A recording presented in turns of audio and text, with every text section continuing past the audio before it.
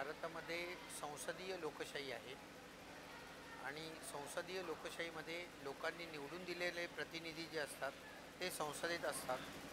ज्याला बहुमत असेल त्याच्यातर्फे भारताचा कारभार चालवला जातो. तेव्हा एक गोष्ट लक्षात घ्यायला पाहिजे तरुण पिढीने, की शेवट खऱ्या अर्थाने सार्वभौमत्व किंवा खरी सत्ता जी आहे ती लोकांच्या हातात आहे.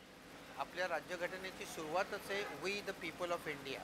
आम्ही भारताचे लोक ही राज्यघटना तयार करतोय आणि त्यामुळे युवा तरुण लोकांनी जास्तीत जास्त राजकारणात यायचं आणि राजकारण जे थोडंसं चुकीच्या मार्गाला चाललेलं आहे सध्या, ज्या ज्यावेळी हुकुमशाहीकडे किंवा लोकशाही तत्त्व सोडून वागलं जातं त्यावेळी लोकांनी त्याच्यावर बंधन आणायला पाहिजे.